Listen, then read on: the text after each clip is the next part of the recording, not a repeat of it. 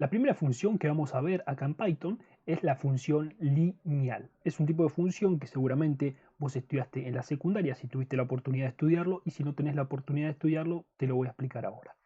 Este tipo de función es muy sencilla. Lo que describe es un tipo de comportamiento lineal invariante en el tiempo, ¿sí? En el cual está comprendido por un rango de valores que se pueden ir justamente graficando sobre lo que son ejes de coordenadas. Y tiene este tipo de peculiaridad, ¿sí? Esta línea verde es justamente lo que te indica el tipo de comportamiento que toma lo que es esta función matemáticamente hablando. Para poder plotear este tipo de función es muy sencillo. Acordate, si es que, repito, si tuviste la oportunidad de verlo en la secundaria, que para poder utilizar lo que es una función lineal, necesitas un tipo de función, valga la redundancia, con un rango de valores, en los cuales los valores que van a ir variando justamente va a ser x.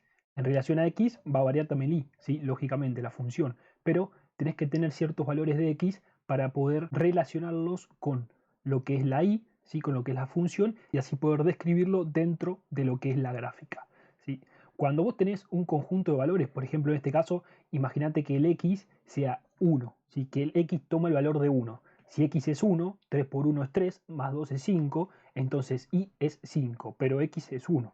Si esto vos lo representás acá en el gráfico, en x, acá tenés el 1 y el valor número 5 aproximadamente por este punto sobre lo que sería justamente el eje de las ordenadas. El eje de las ordenadas es el eje vertical que tenés acá, el eje y, ¿sí? Que representa justamente la misma letra. Entonces estos dos valores se van a unir en esta intersección, en este punto, ¿sí? Y bueno, esto es la parte matemática. Yo no voy a hablar más de parte matemática, sino que voy a hablar un poquito más del desarrollo en programación. Pero lógicamente te tengo que explicar esto para poder mostrártelo en el lenguaje de programación, ¿sí? Esto podés ahondarlo un poquito mejor. Agarras por internet y pones función lineal, entras a cualquier link, entras a YouTube. Yo te recomiendo Matemática Profe Alex. Es un profesor que tiene bastantes capacidades pedagógicas para explicarte las cosas, y ves lo que es la función lineal. O si no, buscas en otro punto, en otro link, lo que describe justamente ese tipo de función. Entonces, sin más preámbulos, vamos directamente al lenguaje de programación. Supongo que ya estás dentro de Jupyter, te pudiste descargar la herramienta a través de los videos que yo te coloqué en la playlist, pudiste justamente instalar Python en tu sistema, y vamos a ubicarnos en algún tipo de carpeta. Fíjate que por defecto te va a aparecer algo parecido a esto, que sería justamente el raíz dentro de lo que es tu sistema. Créate una carpeta, te creas una carpeta, entras a esa carpeta. Yo en este caso voy a entrar mi subdirectorio creado llamado gráficas Python, y dentro créate un archivo. Yo le voy a llamar, por ejemplo, función lineal, o mejor dicho, gráfica de función lineal, porque vamos a hacer una gráfica. También te quiero decir que esto va a estar subidamente al repositorio de GitHub para que los puedas descargar y de esa forma puedas probar cómo se puede implementar todo y todo lo demás.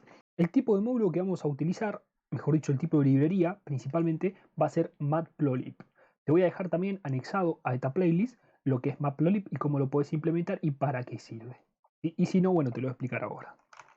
Matplotlib, como te digo, es un tipo de librería que se implementa a través de Python, que tiene todo un desarrollo mismo de este lenguaje de programación en esa librería. Nos va a servir para eficientizar un poquito más lo que sería justamente el manejo de diferentes tipos de archivos, de diferentes cosas, en este caso manejo de gráficas. Vamos a importar el módulo pyplot. Tenés diferentes módulos para esta librería, pero vamos a implementar el pyplot para justamente la parte de gráficas.